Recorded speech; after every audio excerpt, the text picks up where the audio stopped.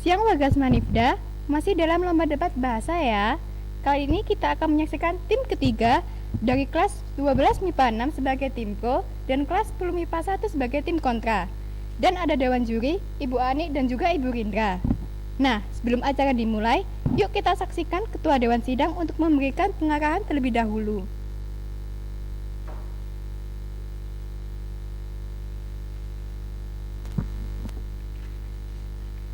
Assalamualaikum warahmatullahi wabarakatuh. Hadirin dan Dewan Juri yang terhormat, selamat datang dan selamat menyaksikan Lomba Debat Bahasa Indonesia SMA Negeri 4 Sidoarjo pada hari Jumat 23 Oktober 2020. Hadirin dan Dewan Juri yang terhormat, mosi debat sidang ketiga yaitu Dewan memutuskan hukuman mati bagi koruptor yang terbukti meyakinkan bersalah sebagai efek jera. Tim pendukung dari kelas 12 MIPA 6 dan tim penentang dari kelas 10 MIPA 1. Untuk membuka debat kali ini, kami persilakan pembicara pertama dari tim pro dengan waktu bicara 3 menit 20 detik, dipersilahkan.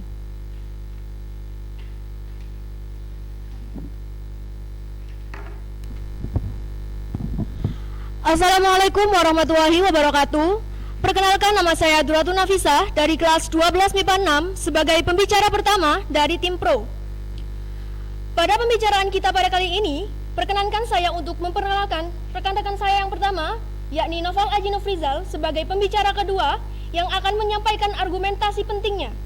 Kemudian perkenalkan lagi pembicara ketiga dari tim saya, yaitu Muhammad Ilham Utomo, yang akan menyampaikan argumentasi penguatnya.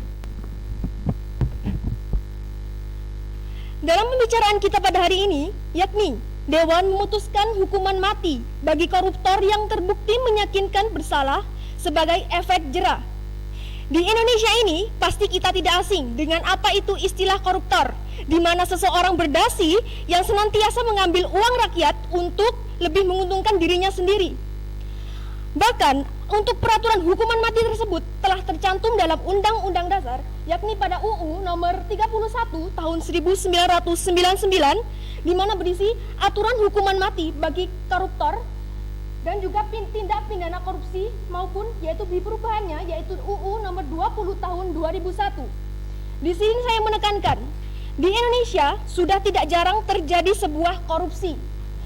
Baik dari dulu sampai sekarang pasti terjadi sebuah korupsi. Apakah Indonesia tidak begitu yakin dengan penjabatnya sendiri bahwa mereka melakukan korupsi?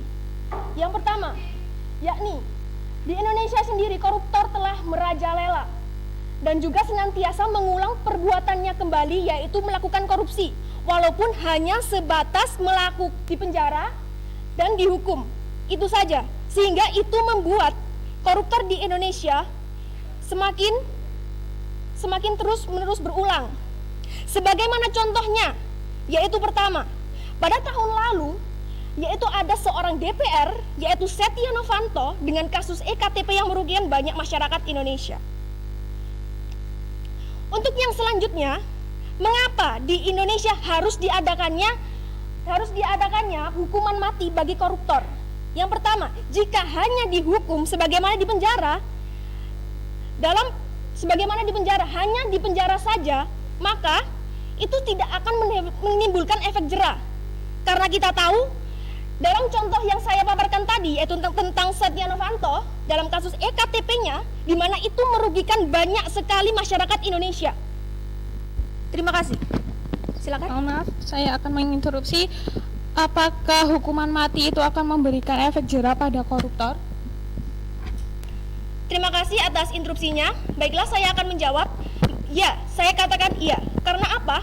Di Indonesia sendiri, pastilah saat ini belum ada yang namanya hukuman mati.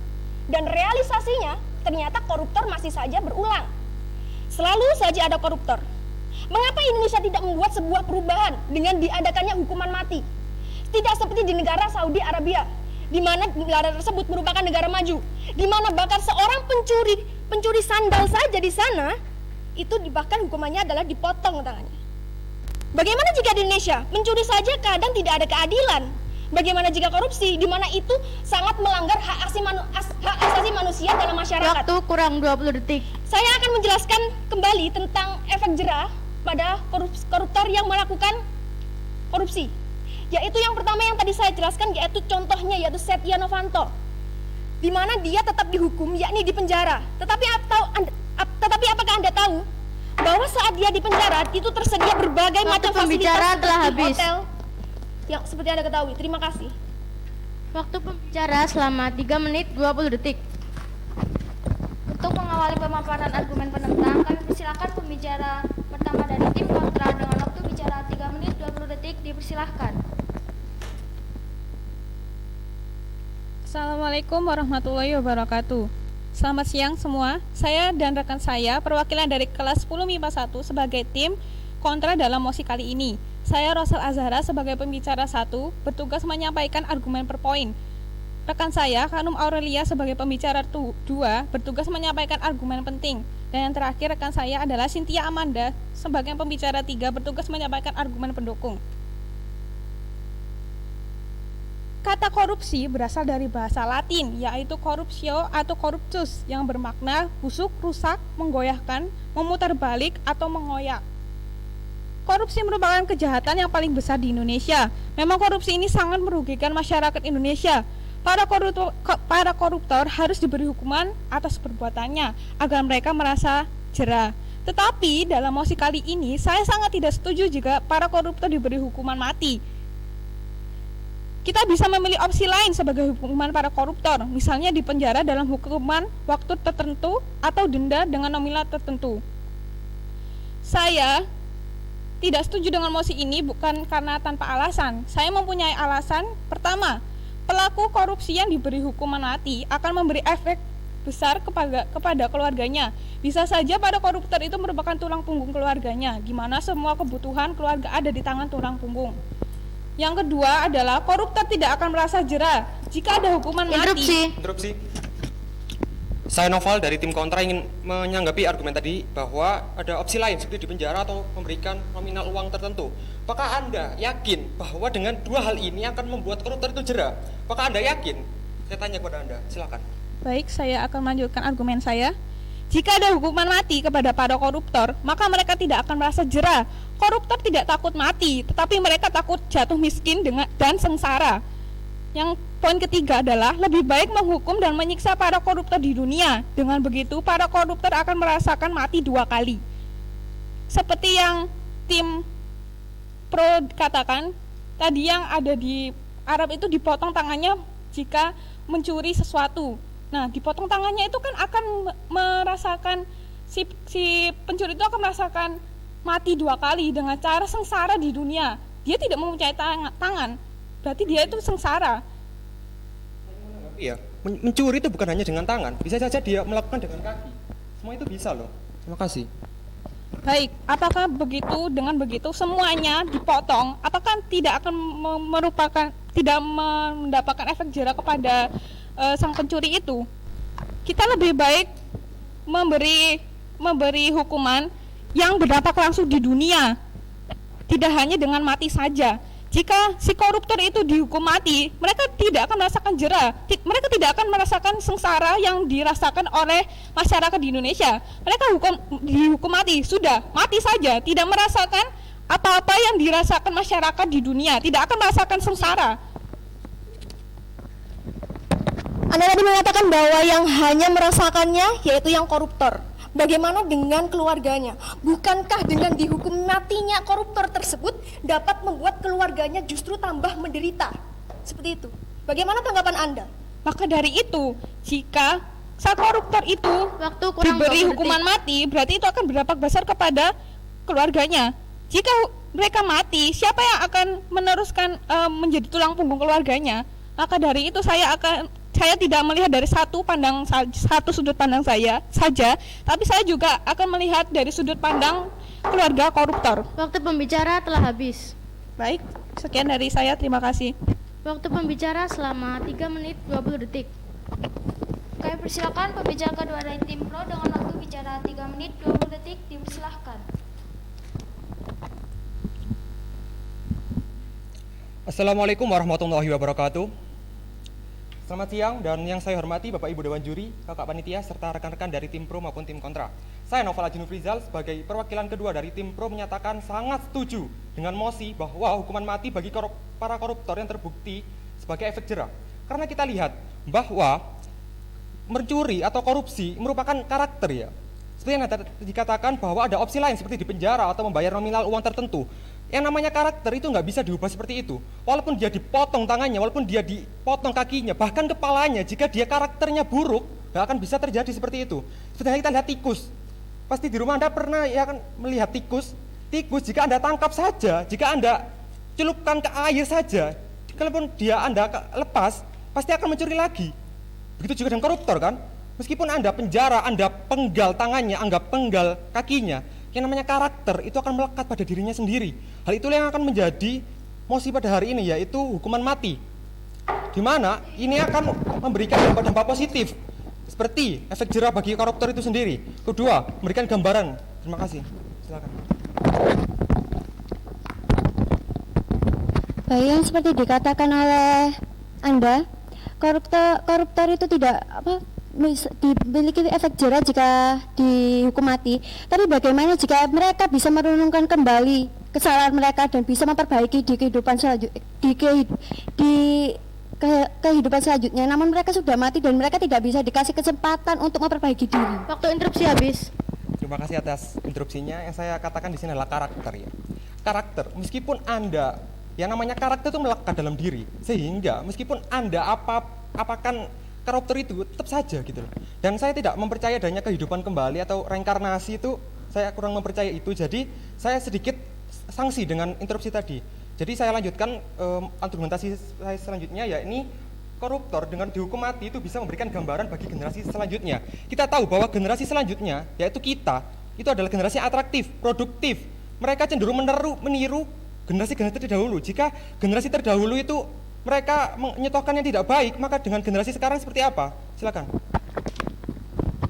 Seperti yang Anda katakan, apakah karakter tidak benar-benar tidak bisa diubah? Bukankah karakter setiap orang bisa diubah ketika orang itu merenungkan kesalahannya? Apakah Anda sudah 100% yakin bahwa karakter dalam diri seseorang itu sudah tidak dapat diubah? Terima kasih. Saya yakin bahwa kita lihat dari faktanya di Indonesia, apakah Indonesia ini sudah bebas dari koruptor? Tidak kan? Malah semakin menambah. Kita lihat dari para petinggi yang mereka dihukum karena koruptor, kemudian mereka dibebaskan. Kita lihat aja setahun 2 tahun, mereka pasti akan ada berita lagi bahwa mereka ditangkap lagi karena kasus yang sama. Hal ini seperti narkoba ya. Narkoba itu menimbulkan efek candu bagi penggunanya. Kita tidak bisa melepaskan karakter itu dari perwatakan kita sendiri. Karena karakter itu merupakan cerminan diri. Kita tidak bisa melepaskan cerminan kita dari cermin kan? Ya seperti itulah karakter. Jadi saya yakin bahwa dengan hukuman mati itu akan membuat efek jerah bagi para koruptor itu sendiri. Seperti itu. Terima kasih. Wassalamualaikum warahmatullahi wabarakatuh. Waktu pembicara selama 3 menit 18 detik. Kami persilakan pembicara kedua dari tim kontra dengan waktu bicara 3 menit 20 detik dipersilakan. Baik, di sini saya sebagai pembicara kedua dari tim kontra. Perkenalkan, nama saya Hanum Aurelia. Di sini saya menegaskan kembali bahwa saya sebagai tim kontra tidak setuju akan Dewan memutuskan hukuman mati bagi koruptor yang terbukti meyakinkan bersalah sebagai efek jerah. Rendahnya vonis terhadap koruptor memang menjadi permasalahan dalam upaya pemberantasan korupsi. Tapi hukuman mati bagi koruptor bukan hukuman yang tepat. Terlebih lagi hukuman mati dijadikan alasan untuk menimbulkan efek jerah. Efek jerah dari hukuman mati menjadi alasan yang absurd mengingat yang dihukum tidak bisa lagi mengoreksi perbuatannya. Dalam konteks kejahatan yang lebih luas, hukuman mati tidak pernah terbukti menurunkan tingkat korupsi negara-negara. Seperti negara-negara dengan peringkat indeks persepsi korupsi atau IPK terbaik bahkan tidak menerapkan hukuman mati bagi koruptor. Negara seperti Denmark, Selandia Baru, Finlandia, Singapura, dan Swedia. Baik, saya akan menanggapi argumentasi Anda bahwa kita tidak bisa menghilangkan. Memang, saya bilang tidak bisa menghilangkan, tapi kita bisa membasmi. Seperti hanya tikus ya, kita tidak bisa menghilangkan tikus, tapi kita bisa membasmi tikus itu sendiri. Terima kasih. Baik, saya akan lanjutkan argumentasi saya. Negara-negara yang IPK-nya terbaik pun tidak menerapkan hukuman mati bagi koruptornya. Namun negara seperti Cina yang terkenal dengan penerapan hukuman mati pada 2018 justru berada di peringkat ke-87 dengan skor 39 dalam IPK-nya.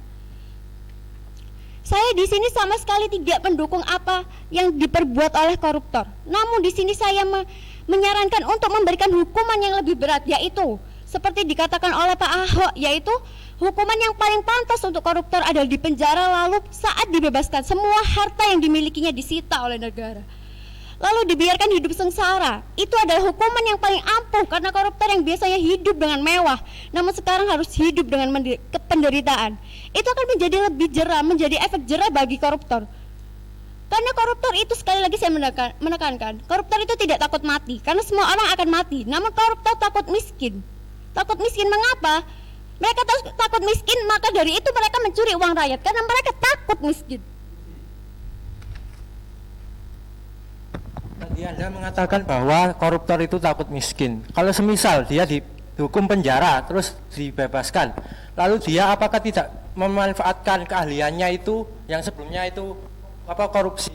Apakah dia setelah diambil hartanya, apakah dia tidak terlalu ambis untuk mengejar kekayaan lagi setelah dipenjara, setelah dibebaskan? Terima kasih. Baik, saya akan menanggapi interupsinya.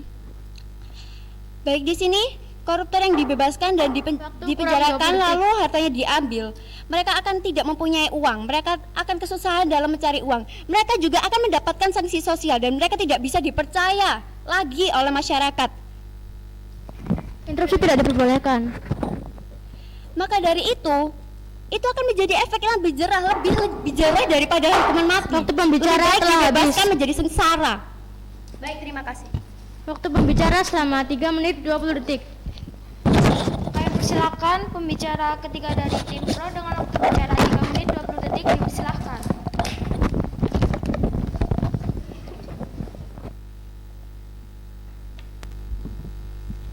Assalamualaikum warahmatullahi wabarakatuh. Perkenalkan, nama saya Muhammad Ilham Utomo dari tim Pro. Di sini saya menggarisbawahi bahwa korupsi itu menyebabkan dampak yang sangat besar bagi masyarakat umum, masyarakat luas. Jika koruptor dibiarkan dan tidak dihukum mati, dampaknya itu sangat besar. Di sini saya menandai ada 3 dampak besar. Pertama, rakyat menderita. Tentu saja rakyat menderita. Uang mereka diambil seenaknya. Yang kedua, biaya sarana dan prasarana diambil sehingga jalan rusak. Tidak ada biaya yang untuk memperbaiki karena diambil. Apakah itu disebut manusiawi? Yang ketiga, jika kita membiarkan koruptor bebas, misal diberi hukuman di penjara lalu dibebaskan, lalu apakah Anda yakin bahwa koruptor yang akan datang apakah tidak akan timbul lagi di masa yang akan datang? Interupsi. Ya, silakan. Ya, baik. Saya mau menginterupsikan bahwasanya menurut Anda tadi Anda mengatakan bahwa ketika ada orang korupsi, orang tersebut akan menghabiskan uang rakyat. Namun dengan memberi hukuman orang itu mati, apakah uang rakyat akan kembali lagi? Tidak kan? Maka dari itu menurut saya bahwasanya koruptor lebih baik hartanya disita daripada dihukum mati. Terima kasih. Oke, akan saya jawab. Di sini koruptor jika dihukum mati akan memberi efek jera bagi koruptor di masa yang akan datang. Kalau semisal koruptor itu di penjara saja, lalu akan timbul koruptor di masa yang akan datang, maka kerugian yang akan ditanggung oleh rakyat, uang yang diambil oleh rakyat itu akan berlipat ganda. Apakah lebih baik jika koruptor itu dihukum mati lalu memberi efek jera, atau kita memberi hukuman penjara bagi koruptor, tetapi nanti akan ada resiko yang besar, akan timbul lagi koruptor yang baru di generasi yang akan datang. Seperti kita ketahui, kalau semakin banyak koruptor yang timbul, maka uang rakyat akan semakin banyak yang diambil.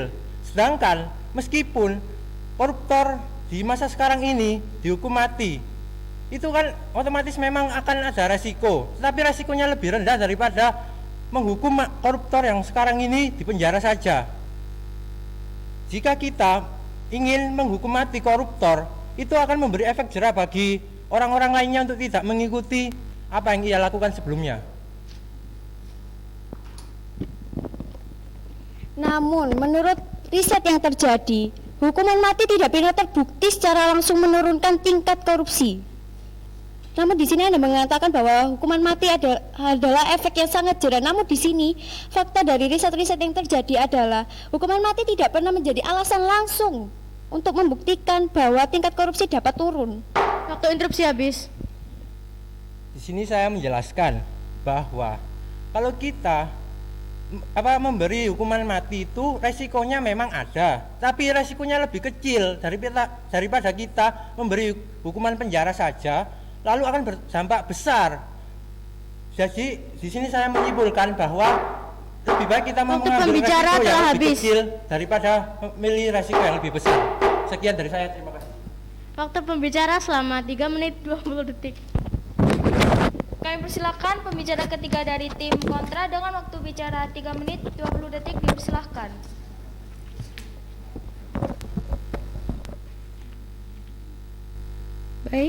Baik, selamat siang Dewan Juri yang saya hormati dan tim pro yang saya banggakan. Demi kesejahteraan rakyat Indonesia, untuk ketiga kalinya saya jelaskan saya tidak setuju dengan mosi perdebatan dan memutuskan hukuman mati bagi koruptor yang terbukti meyakinkan bersalah sebagai efek jera. Menurut saya, hukuman mati itu kurang memberikan efek jera untuk para koruptor. Mengapa? Ketika dia sudah mati, apa yang dirasakan oleh dia tidak akan merasakan rasa jera. Justru dampak sampingnya, keluarganya dapat saja merasakan rasa dendam dan akhirnya dia memutuskan untuk melakukan korupsi lagi ke depannya atau melakukan kejahatan-kejahatan lain pada pemerintah. Dan lagi, hukuman mati itu menurut saya tidak bisa memberikan efek jera karena dia sudah berakhir. Dia tidak akan merasakan efek jera apabila kita merubah undang-undang dengan cara dengan cara ketika dia melakukan korupsi, akhirnya dia dipenjara dan seluruh hartanya disita. Maka keluarganya dan ketika dia nanti sudah keluar dari penjara, dia akan berusaha untuk menjadi lebih baik. Ya, silakan. Di sini saya memperjelas ya. Yang memberi efek jera maksudnya itu kita memberi efek jera kepada generasi yang akan datang. Kita memberi perhatian bahwa korupsi itu tidak merugikan, maksudnya merugikan bagi rakyat. Kalau Anda mengatakan bahwa tidak memberi efek jera bagi pelaku, lalu apakah tadi itu memberi efek jera bagi generasi yang akan datang? Terima kasih. Ya, terima kasih. Tadi tim pro pembicara 2 sudah mengatakan bahwa karakter setiap orang tidak bisa dirubah. Baik. Maka ada setiap orang yang tidak takut akan kematian. Bahkan banyak DPR yang sudah disumpah namun dia tidak peduli. Dia tetap korupsi dan akhirnya kalaupun dia dihukum mati, dia tidak akan peduli bagaimana nantinya. Maka dari itu, ya silakan. Dan itu setidaknya bisa menghilangkan koruptor itu sendiri kan, daripada mereka terus dipenjara tapi mereka akan merugikan rakyat seterusnya. Mendingan dihilangkan orang seperti itu, dibasmi. Terima kasih. Ya, baik. Begini, daripada kita membuat undang-undang untuk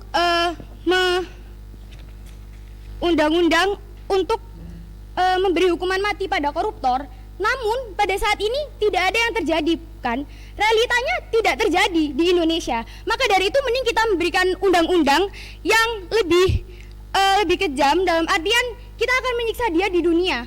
Setelah itu entah dia akan depresi atau apapun, dia bisa mati dengan sendirinya. Menurut saya itu, jadi kita akan menyiksa dia, memberi efek dia jera untuk keluarganya dan juga dia, agar nantinya dia tidak melakukan hal itu lagi. Menurut saya seperti itu. Terima kasih. Waktu pembicara selama 2 menit 52 detik. Kami persilakan kepada pembicara penutup dari tim pro dengan waktu bicara 1 menit 20 detik, dipersilahkan.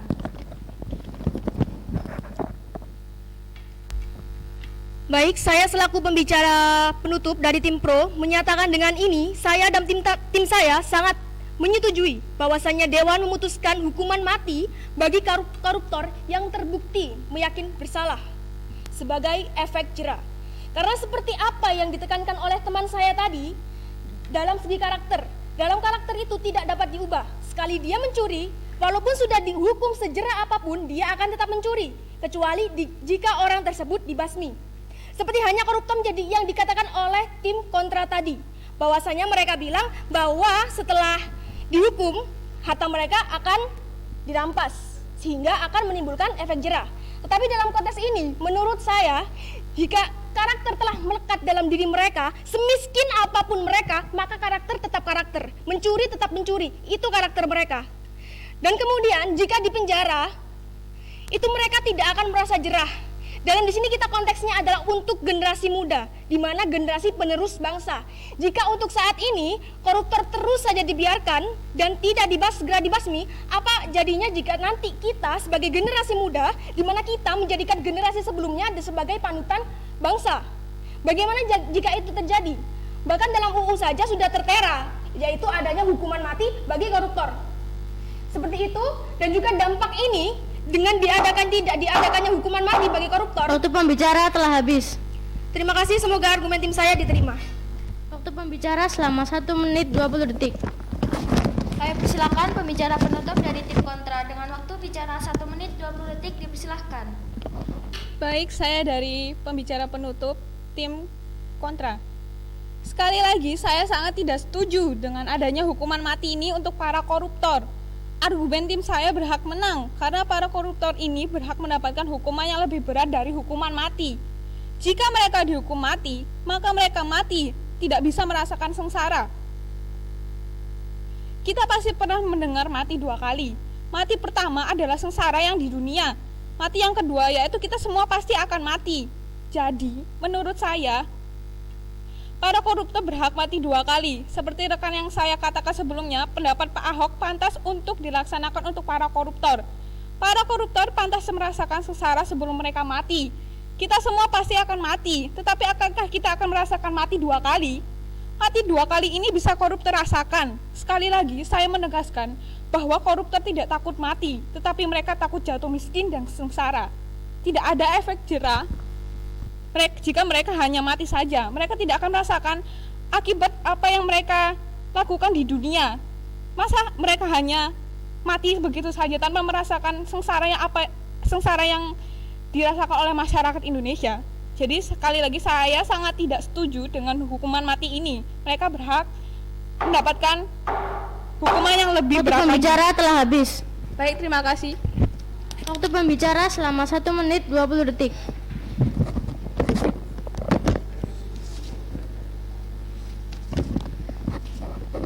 Saya persilakan Dewan Juri untuk memberikan penilaian kepada sidang debat kali ini. Kepada Bu Ani selaku Dewan Juri, saya persilakan.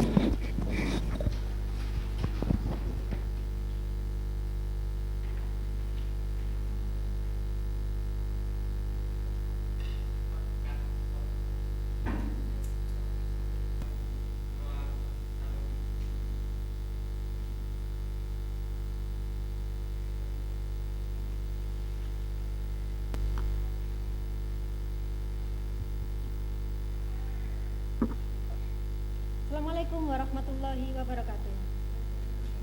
Ya, terima kasih. Anda sudah di babak terakhir untuk pro dan kontra. Ya, selamat, sudah berjuang. Apapun hasilnya, Andalah juaranya. Baik juara 1 maupun juara 2.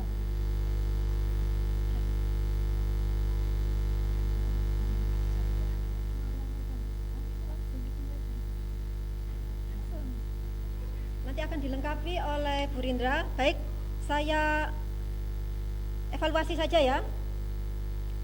Kita baca untuk mosinya, bahwa Dewan memutuskan memberikan hukuman mati kepada koruptor yang terbukti bersalah.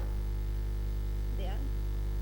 Kemudian nanti untuk pro dan kontra harusnya satu esensial yang dipegang. Baik, saya ke pro dahulu. Anda tadi sudah menunjukkan untuk undang-undang yang tahun 31, benar ya? 91 yang menyebutkan pemberantasan tindak pidana korupsi sesuai dengan pasal 2 ayat 2 secara eksplisit bahwa akan dijatuhkan pada pelaku tindak pidana korupsi dalam keadaan tertentu. Ini artinya tidak semua koruptor akan mendapatkan pidana mati hanya pada kasus tertentu atau darurat gitu ya, yang kerugiannya dialami seluruh rakyat Indonesia dan departemen tentunya. Kemudian untuk kontra, sayang sekali mulai awal hingga akhir undang-undang esensialnya tidak Anda sebutkan. Harusnya Anda menyebutkan undang-undang perlindungan hak asasi manusia terutama di Indonesia, karena itulah undang-undang yang harus Anda gunakan untuk mematahkan argumentasi tim pro atau afirmasi. Awal hingga akhir saya menanti itu hingga pembicara penutup tidak menyampaikan senjata terakhirnya. Ya, ini kesalahan satu dari tim afirmasi. Oh maaf, betul ya, dari oposisi tentunya.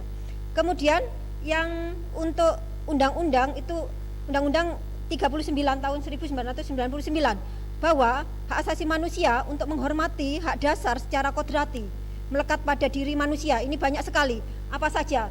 Salah satunya yaitu hak hidup gitu ya, dan melanjutkan kehidupannya.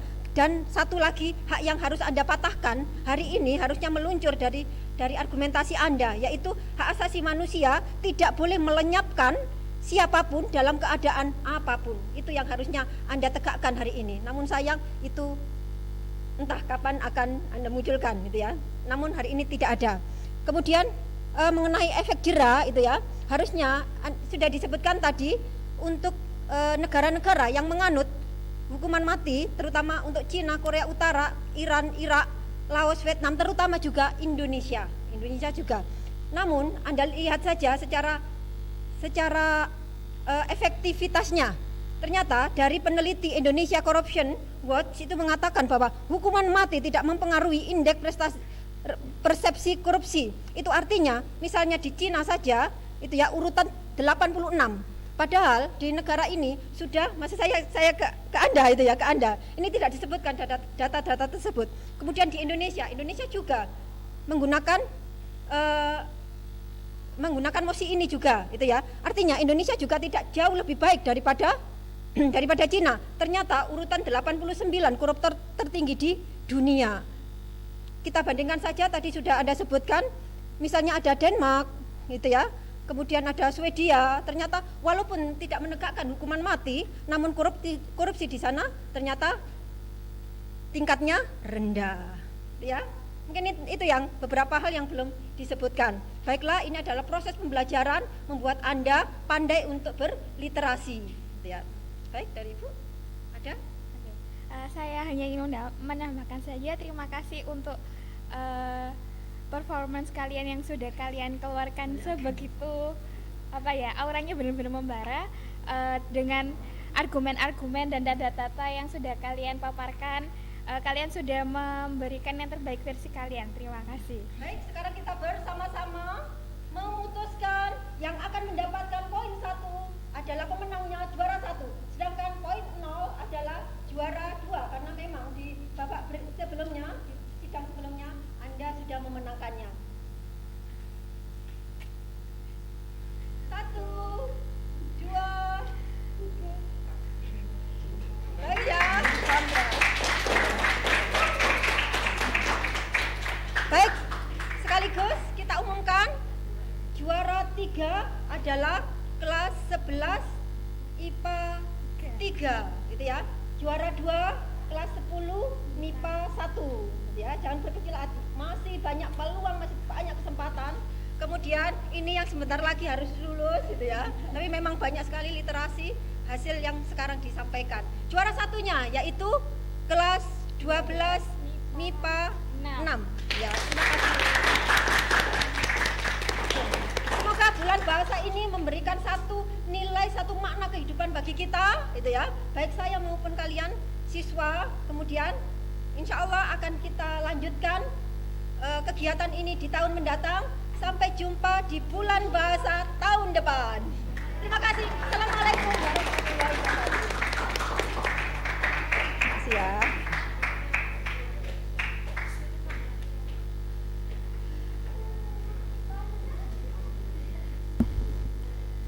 Telah usai sudah LDBI hari ini. Terima kasih untuk saudara-saudari yang telah mengikuti LDBI dengan sportif dan baik. Sekian dari kami perwakilan dari panitia. Saya serahkan kembali ke saudari Skar selaku host. Wassalamualaikum warahmatullahi wabarakatuh.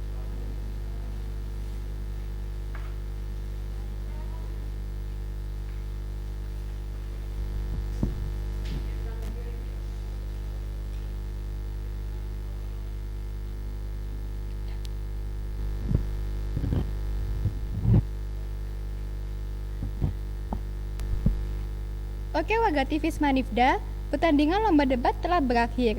Semoga dengan adanya pertandingan ini dapat menjadi langkah awal untuk pemuda dan pemudi Indonesia agar berani menyuarakan pendapatnya. Dan juga saya selaku host mengucapkan terima kasih sebesar-besarnya kepada peserta yang telah berpartisipasi dan juga para dewan juri. Sampai jumpa di kesempatan lomba-lomba selanjutnya. Saya pamit undur diri. Wassalamualaikum warahmatullahi wabarakatuh. See you next time.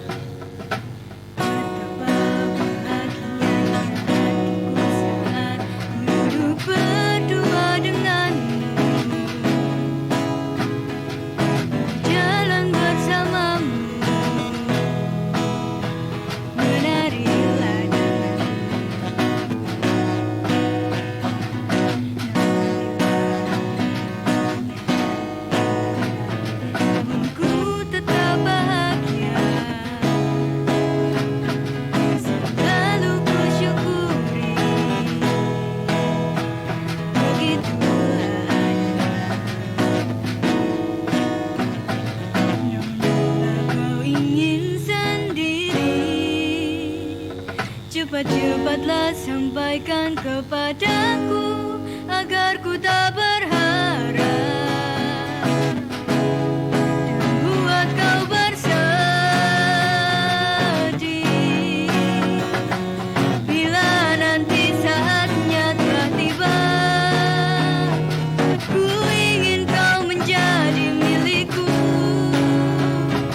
berjalan bersamamu dalam terik dan hujan, berlarian ke sana kemari dan tertawa. Namun bila saat berpisah telah tiba, izinkan ku menjaga dirimu, berdua menikmati pelukan di ujung waktu. Sudahlah kau temani diriku.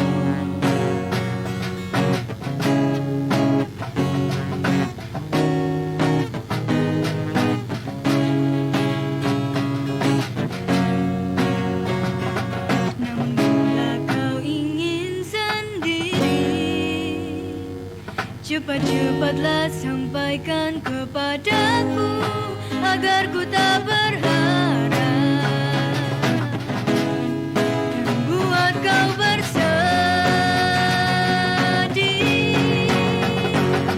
bila nanti saatnya telah tiba. Ku ingin kau menjadi milikku, berjalan bersamamu dalam terik dan hujan, berlarian ke sana kemari dan tertawa.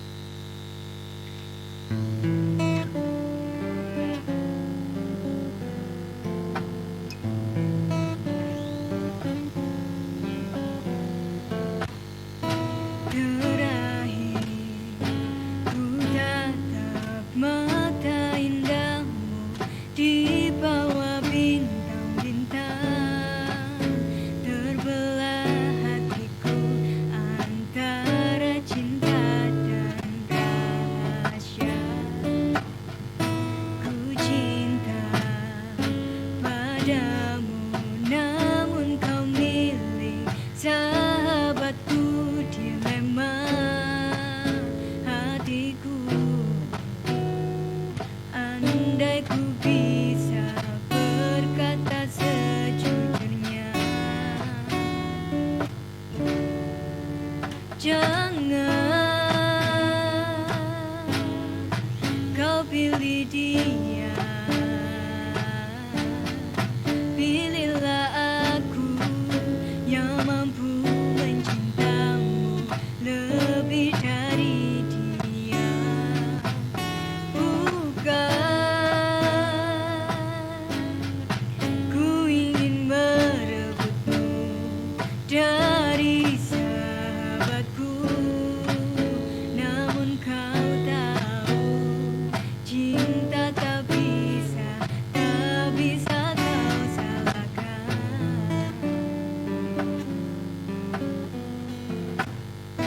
Ku cinta padamu, namun kau milih sahabatku, dilema hatiku. Andai ku bisa berkata sejujurnya, jangan kau pilih dia, pilihlah aku yang mampu mencintamu lebih dari dia. Bukan ku ingin merebutmu dari sahabatku, namun kau tahu cinta tak bisa kau salahkan.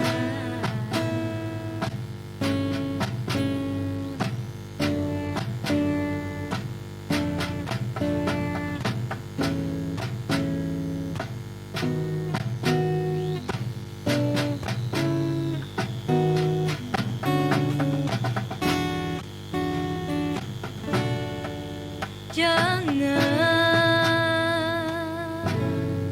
kau pilih dia, pilihlah aku yang mampu mencintamu lebih dari dia. Bukan ku ingin merebutmu dari